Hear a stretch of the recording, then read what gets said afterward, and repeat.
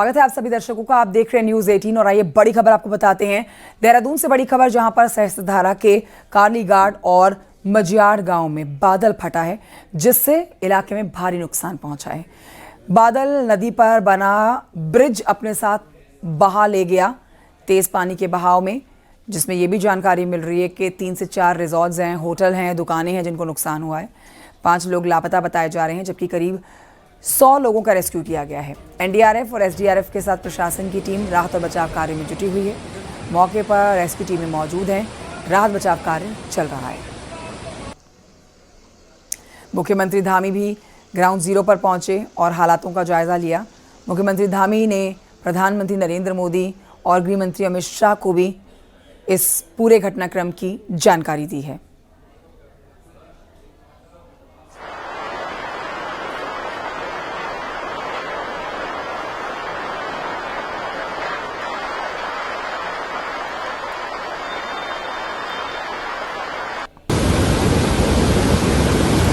तो आज एक बार फिर से प्राकृतिक आपदा आप कह सकते हैं उत्तराखंड पर टूट पड़ी है। देर रात बादल फटने से देहरादून सहस्त्रधारा में भारी नुकसान हुआ है और यहाँ इस समय कई लोगों का रेस्क्यू किया गया एनडीआरएफ एसडीआरएफ की तरफ से, लेकिन कई लोग अब भी रेस्क्यू उनका किया जा रहा है। 3 लोग लापता बताए जा रहे हैं। सीएम धामी भी पहुंचे, हालातों का जायजा उन्होंने लिया, हाल जाना। अधिकारी उनके साथ मौके पर मौजूद रहे, जिन्होंने सारी जानकारी दी और सीएम धामी ने सारी जानकारी प्रधानमंत्री नरेंद्र मोदी और गृह मंत्री अमित शाह को दी है। एक बार फिर से प्रदेश पर बड़ी विपदा आ गई है। मौसम ने मुश्किल में डाल दिया है एक बार फिर से प्रदेशवासियों को। तेज़ बारिश का अलर्ट पहले ही यहाँ पर जारी किया गया था, लेकिन देखिए अचानक से बादल फटा है। 2 जगहों पर बताया जा रहा है स्थानीय लोगों की तरफ से। बादल फटने की जानकारी 2 जगहों से आई, जहां से तेज पानी के बहाव में भारी नुकसान पहुंचा है। कई जगह बादल फटा है, करीब 25-30 स्थानों पर सड़क पूरी तरह से बह गई है। घरों को बहुत नुकसान हुआ है, सरकारी संपत्तियों को नुकसान हुआ है और पूरा जनजीवन अभी अस्त व्यस्त है। उसको सामान्य करने के लिए सभी प्रयास किए जा रहे हैं। बहुत सारे संपर्क मार्ग कट गए हैं। अभी नदियों का जो जल स्तर है वो भी काफ़ी बढ़ा हुआ है। पुल भी खतरे की जद में, आप देख रहे होंगे। ये हमारा सोंग और बांदल पर बांदल 2 नदियाँ यहाँ पर मिलती हैं, उस पुल को भी खतरा हो गया है। उसका जल स्तर कम होगा। हम लोग सभी विभाग हमारे युद्ध स्तर पर काम कर रहे हैं, सभी कोऑर्डिनेशन कर रहे हैं। आज आदरणीय प्रधानमंत्री जी ने भी प्रातःकाल सारी जानकारी ली है, उन्होंने चिंता व्यक्त करी और हर प्रकार से हमको आश्वासन दिया है। अपने गृह मंत्री जी ने कि हर समय राज्य में जो आपदा आई है, आज देहरादून में जो बड़ी जल भराव और बादल फटने से नुकसान हुआ है, उसके बारे में आकलन किया है। उनका भी धन्यवाद भी करता हूँ और हमारा प्रयास है कि हम हर प्रकार से जो आपदा पीड़ित हैं, आपदा प्रभावित हैं, उन सभी को हम लोग हर प्रकार से जो है सहायता करेंगे।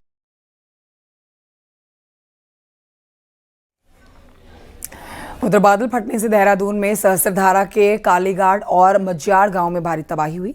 आपदा के बाद से 5 लोग लापता बताए जा रहे हैं, इनकी तलाश की जा रही है। मौके पर पहुंचकर न्यूज़ 18 संवाददाता सुरेंद्र प्रभात ने भी हालातों को जाना।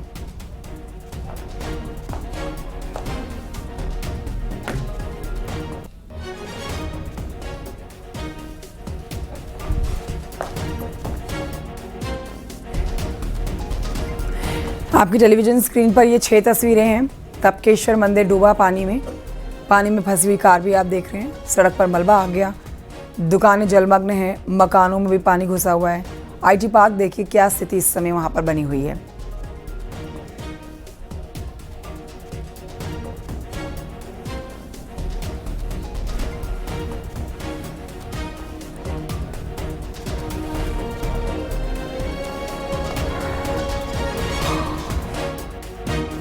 रात को मिली थी 12-1 बजे के आसपास। उसके बाद हमारी टीम यहाँ पे पहुँच गई थी अर्ली मॉर्निंग में, और यहाँ पर जब पहुँची है तो काफ़ी रास्ता आपने देखा होगा, आप लोग भी यहाँ तक पहुँचे हैं तो काफ़ी परेशानियों का सामना करके यहाँ पे पहुँचे हैं। और यहाँ पर ये सूचना मिली है कि 3 व्यक्ति जो है यहाँ पर मलबे में दब गए हैं, जो कि अपने घर का सामान बाहर निकाल रहे थे। तो अभी उन्हीं की खोजबीन जारी है, उसी को जो है हमारी सर्च टीम द्वारा जो है यहाँ पर सर्च किया जा रहा है।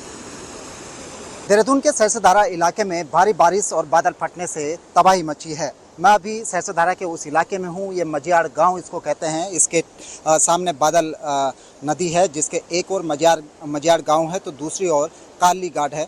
दोनों जगह व्यापक पैमाने पर तबाही हुई है। पहले मैं मजियाड़ गांव को आपको दिखाना चाहूँगा कि ये सामने जब नदी से नीचे से कटाव हुआ तो लोग बचने के लिए भागने लगे, लेकिन इसी बीच जो ठीक ये पहाड़ी है, इस पहाड़ी से हजारों घन मीटर जो मलबा है वो यहाँ गिरा और ठीक नीचे यहाँ पर जो एक मकान था, ये मकान उसकी जद में आ गया। इस मलबे के नीचे पूरा मकान दबा हुआ है, जिसके अंदर 3 लोग जिंदा दफन हो गए। ये आप देखिए कि किस तरह से इस इलाके में तबाही हुई है। ये वो घर है जिसके तीनों वासिंदे इस मलबे में दफन हो गए। वो दूसरे घर से इस घर में अपना सामान शिफ्ट कर रहे थे, क्योंकि ऊपर से लगातार मलबा आ रहा था। आप देखिए कि यहाँ सब सामान पड़ा हुआ है।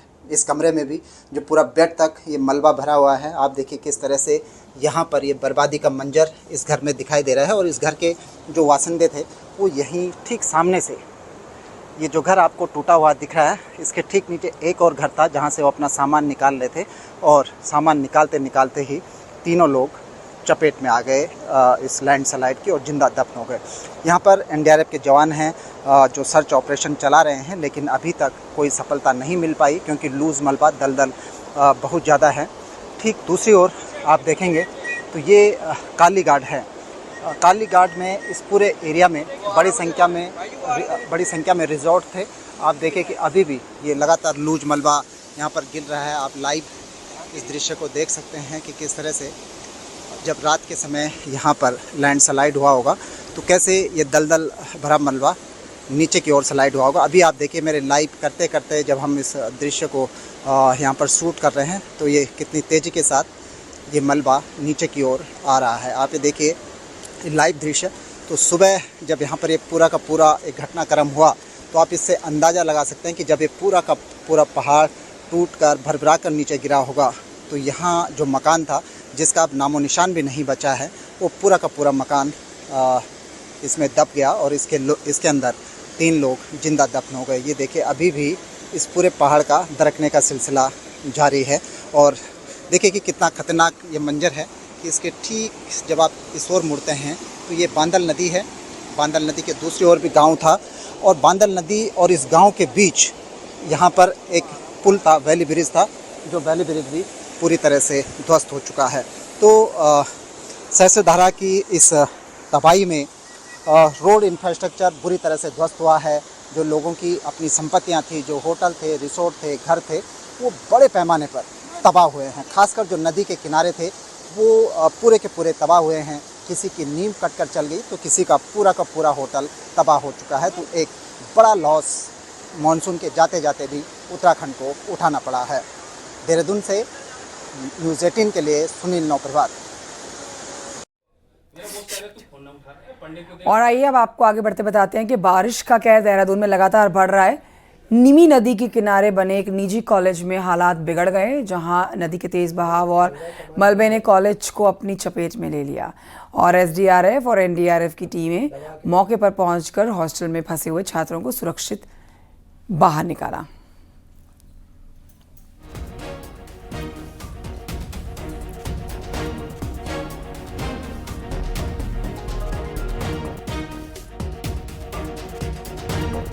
अचानक से बाढ़ आई और हमें पता भी नहीं चला कि मतलब कि हम ऊपर फ्लोर पे रहते हैं और नीचे फ्लोर में एकदम पानी आ गया। हमें पता ही नहीं चला कि बच्चे तो बह भी रहे थे, उन्हें बहुत मुश्किल से निकाला गया। ऊपर पहुंचे। हमें तो बस ऐसा था कि बस हमारी मौत सामने है। अच्छा जी, तो क्या स्थितियाँ थी, किस टाइम की बात घटना है ये? हम लोग 8:30 लाइब्रेरी जाते सुबह में मॉर्निंग में 6 बजे लाइब्रेरी की छुट्टी थी हमें। हम जैसे ही रूम पाए वैसे ही पानी आ गया अचानक से। अच्छा, अचानक से पानी आ गया। बिल्कुल अचानक से, हमें पता ही नहीं चला कि पानी कब आ गया। फिर क्या हुआ स्थिति? फिर क्या है, रेस्क्यू टीम आई, बचा लिया सब लोगों को। ठीक है, अब वैसे तो अच्छा, तो हाँ। किस तरीके से आप लोग यहाँ पहुँचे, क्या स्थिति? हमारे टेलीफोन द्वारा सूचना मिली कि यहाँ पर श्री देवभूमि यूनिवर्सिटी में पानी भर गया है और कुछ बालिकाओं द्वारा फोन किया गया, कुछ गार्जियन द्वारा। तो हम दूसरे मार्ग से आए हैं, यहाँ से बड़ी वाहन आ नहीं पाया हमारा, तो हम अपने जवान और फायर वुमेन को लेकर के यहाँ पर इनके एनडीआरएफ के सहयोग, एसडीआरएफ पुलिस के सहयोग से पूरे जो बालिकाएं थी अंदर आवाज से निकाल के उनका सामान पुल पार करवाया है। हम अभी अंदर से ही आ रहे हैं और सारे जितने भी ये गर्ल्स हॉस्टल है और जितने भी कमरे सारे हम रिचेक करके आ गए हैं और सबको जो अंदर से खाली करा दिया। अंदर कुछ भी नहीं है, तो सब लोगों को बाहर निकाल दिया गया है। लेकिन जो ग्राउंड फ्लोर है, ग्राउंड फ्लोर में 3 से 4 लगभग 2 से 3 फीट के अंदर जो इतना मलबा भरा हुआ है। बाकी अंदर कोई भी नहीं, सारा सब कुछ क्लियर है। राजधानी देहरादून में हुई बारिश से कई जगह नुकसान देखने को मिल रहा है। आप देख सकते हैं अभी हम खड़े हैं पौंदा वाला इलाके में। यहाँ पे जो कॉलेज है, कॉलेज के अंदर पूरा मलबा, पानी, बोल्डर यहाँ भर चुका है। हालात सर, अचानक बारिश आई, उसके बाद हमारे बच्चे लाइब्रेरी में जाते हैं 6 AM सुबह 6 बजे। 6 बजे जैसे लाइब्रेरी पहुंचे, उसके बाद अचानक इतना बाढ़ आया कि पानी। उसके बाद ये बसें, बाइकें सब अपने आप सब सो रहे थे बच्चे कुछ 6 बजे, तो सब बाइक बस सब स्टार्ट हो गई पानी में बहना। पीछे 4-5 गाड़ियां जा चुकी, आपने देख लिया सर। इधर ये बाइक अभी लेके आए गंगा किनारे से, कुछ 2-3 गाड़ियों का पता भी नहीं लग रहा है। ये बस यहाँ से आके सर ये गर्ल्स हॉस्टल के आगे लग गई। अगर ये बस शायद नहीं हो पाती तो शायद गर्ल्स हॉस्टल भी नहीं बच पाता और कम से कम 150-200 बच्चों की जान जा सकती थी। बिल्कुल ये बालिकाएं हैं। आप पढ़ते हैं यहाँ पे? हाँ, BSc 4 सेमेस्टर। BSc 4 क्या रहा, क्या माहौल हुआ था? बहुत गंदा महल हुआ था। हम लोग जानते, हम तो पूरा पानी में बहते हुए जा रहे थे। अच्छा, तो कितने लोग थे आपके साथ? हम पूरे वहां देहरादून से खबर, जहां पर बारिश के बाद रिस्पना नदी से सटे हुए इलाकों में इस समय घरों में मलबा भरा हुआ है। ये देखिए तस्वीरें हम आपको दिखा रहे हैं। MDDA कॉलोनी और भगत सिंह कॉलोनी में रह रहे लोगों के घरों में पानी और मलबा भर जाने से लोगों को बहुत दिक्कत आ रही है। साथ ही बारिश के बाद यहां पर MDDA कॉलोनी का पुल भी बंद कर दिया गया है। उधर देहरादून में टॉन्स नदी पर बने हुए पुल की सड़क बह जाने से देहरादून का पचवादून क्षेत्र से संपर्क पूरी तरह से टूट गया है। सड़क बह जाने से लोगों को काफी दिक्कत हो रही है। फिलहाल रूट डाइवर्ट कर दिया गया है। विकास नगर जाने वाली सभी गाड़ियों को अब शिमला बाईपास से भेजा जा रहा है। उधर देहरादून में प्रेमनगर के ठाकुरपुर में आई बाढ़ के बाद एक शख्स नदी में फंस गया। जान बचाने के लिए देखिए ये शख्स बिजली के पोल पर चढ़ गया। NDRF की टीम ने इसे रेस्क्यू किया है।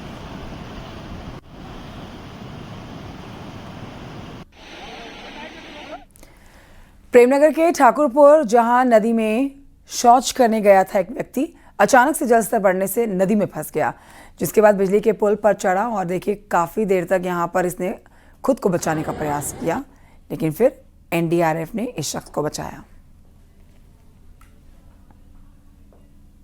तस्वीर सामने आई, एक ट्रैक्टर में 8 से 10 लोग सवार थे और जो कि ट्रैक्टर के साथ बह गए। अभी इस वक्त मैं उसी स्पॉट पर मौजूद हूँ जहाँ पर वो ट्रैक्टर और वो लोग उस टापू पर थे और वहाँ से इस नदी को क्रॉस करते हुए वो नदी के तेज बहाव में बह गए।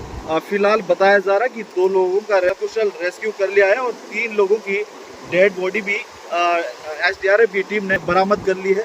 तो ऐसे में बाकी जो बह गए हैं उन लोगों के लिए लगातार रेस्क्यू अभियान चलाया जा रहा है। और दूसरी तस्वीर आप मेरे ठीक पीछे देख पा रहे होंगे, ये यहाँ पर बिजली के जो खंभे थे वो पूरी तरह यहाँ पर धराशायी हो चुके हैं और अब जो विद्युत विभाग है वो लगातार मेंटेनेंस का काम यहाँ पर कर रहे हैं और लगातार टीम है अब इन खंभों को सही करने में जुटी हुई है। तस्वीरों में देख पा रहे हो किस तरीके से तारें यहाँ पर जुड़ रही है और लगातार नदी का वेग आप देख पा रहे होंगे किस तरीके से नदी यहाँ उफान पर है। फिलहाल जो यहाँ पर बह गए थे उनके लिए SDRF की टीम लगातार रेस्क्यू अभियान चला रही है और दूसरी तरफ यहाँ पर विद्युत विभाग की टीम भी लगातार अपना मेंटेनेंस का काम कर रही है।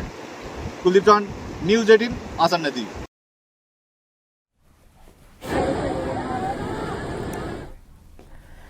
और आइए आपको बताते हैं मुख्यमंत्री पुष्कर सिंह धामी का जन्मदिन है और इस मौके पर न्यूज़ 18 उत्तराखंड के एडिटर अनुपम त्रिवेदी ने CM धामी से एक्सक्लूसिव बातचीत की है। CM धामी ने बीजेपी की नई कार्यकारिणी, कैबिनेट विस्तार, अगला विधानसभा चुनाव, ऑपरेशन कालनेमी के साथ कई मुद्दों पर खुलकर बात की है।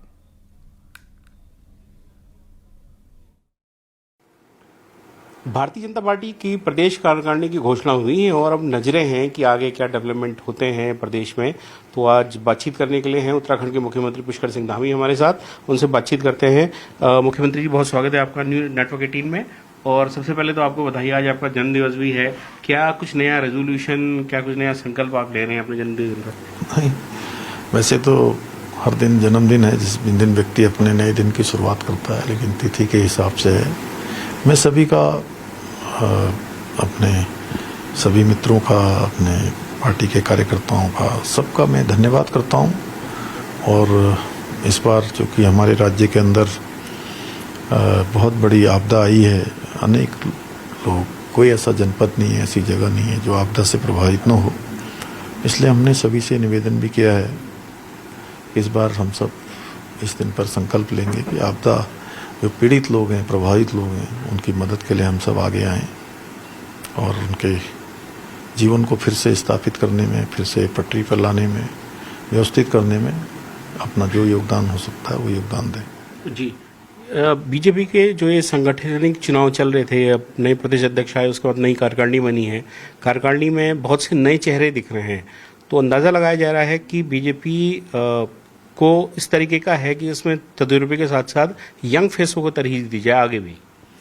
नहीं, देखिए उसमें सभी का सामंजस्य है, युवा भी हैं और जिनका अनुभव है ऐसे भी लोग भी हैं, और जो हमारे अत्यधिक अनुभव जिनका है उन सबका भी हमको हमेशा सहयोग, उनको भी पार्टी के कामों के लिए आगे लाने का हमेशा काम रहता है, और उन्होंने पार्टी को यहाँ तक पहुँचाने में अपना योगदान दिया है। इसलिए सबका मिश्रण है पार्टी में, नए पुराने सब लोग मिलकर आगे बढ़ाएंगे पार्टी को, पार्टी की नीतियों को, कार्यक्रमों को। जी, क्योंकि अगले 14-15 महीने में विधानसभा चुनाव में चले जाएगा प्रदेश, तो ऐसे में बार बार ये सवाल आ रहा है, आजकल कई विधायक आपसे मिल भी रहे हैं, कई लोग इंडिविजुअली हमें भी फ़ोन करते हैं कि क्या मंत्रिमंडल, क्या कुछ एक्सपेंशन की गुंजाइश है? देखिए, हमारे यहाँ पर सभी काम अभी जनवरी माह में हमारे स्थानीय निकाय के चुनाव संपन्न हुए, उसके बाद हमारे लोग कह रहे थे कि भाई दायित्वों की दूसरी सूची नहीं आएगी, तीसरी सूची नहीं आएगी। दूसरी सूची भी आई, तीसरी सूची भी आई, और आगे भी अभी संभावनाएं हैं। जो भी हमारे कार्यकर्ता हैं, सब लोग हैं पार्टी के लिए जिन्होंने लंबा योगदान किया है, पार्टी सबके बारे में विचार करती है। और अभी महेंद्र भट्ट जी हमारे पार्टी के दोबारा से पार्टी के अध्यक्ष निर्वाचित हुए, और उनके जुलाई माह में उनका निर्वाचन हुआ। उसके तत्काल बाद हमें पंचायत के चुनाव में जाना पड़ा, और पंचायत के चुनाव में जाने के बाद अब जैसे ही समय हुआ और सबसे वार्ता के बाद प्रदेश कार्यकारिणी का गठन हो गया है, कुछ और उसमें विस्तार होना है, तो उस पर उसकी भी प्रक्रिया चल रही है, और मंत्रिमंडल का विस्तार भी इसी प्रक्रिया का हिस्सा है।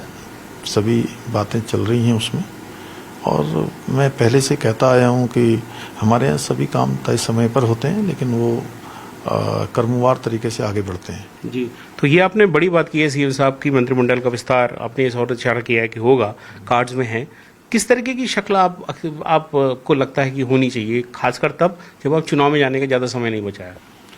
देखिए, सभी पार्टी सभी प्रकार के जो विकल्प होते हैं, उस समय की देशकाल परिस्थिति होती है, उसके अनुसार उसमें निर्णय होते हैं। और हमारे यहाँ पर सभी जो भी हमारे माननीय विधायक हैं, सभी एक तरह से एक प्रक्रिया के तहत विधायक चुनकर आए हैं, सभी में योग्यता भी है, सभी उसके लिए काबिल भी हैं। अब वो लेकिन सीमित संख्या होती है और सीमित स्थान होते हैं, उसमें ही जो है चूँकि उस समय देशकाल परिस्थिति है, वहाँ के कुछ स्थानीय समीकरण भी होते हैं, राज्य की भी स्थितियाँ होती हैं, उनके अनुरूप पार्टी हाईकमान हमारा उस पर सब पर विचार करने के बाद निर्णय करता है। जी, एक अंतिम सवाल है, 2 ऑपरेशन आपकी सरकार ने चलाए, एक कालनेमी पे जिसमें जो फर्जी बाबा हैं जो रूप बदल के या कुछ झूठी पहचान से रहे हैं उनको पकड़ना, और दूसरा ऑपरेशन रहा जो सरकारी भूमि को खाली कराना, खासकर जहाँ पर इलीगल स्ट्रक्चर्स, रिलीजियस स्ट्रक्चर्स खड़े हुए हैं, धार्मिक स्ट्रक्चर्स खड़े हुए हैं। ये 2 ऑपरेशंस ने किस तरीके की छाप छोड़ी है आम लोगों के बीच में, आपके पास क्या फीडबैक है?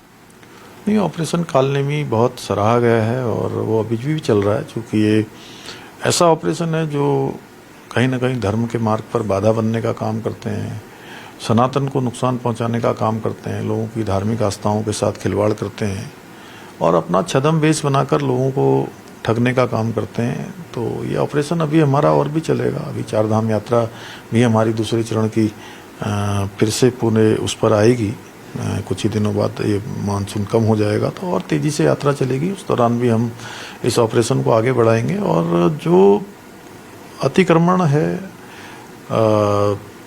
जो धार्मिक रूप से अन्य रूपों से जो किया गया है उसको हटाने का अभियान हमारा बहुत राज्य के अंदर चला है और लगभग 550 से भी ज़्यादा ऐसी अवैध संरचनाओं को हमने हटाया है। 250 से करीब ज़्यादा मदरसे जो अवैध रूप से संचालित थे उनको सील किया है और लगभग 9000 एकड़ से ज़्यादा ज़मीन हमने इस अतिक्रमण से मुक्त कराई है।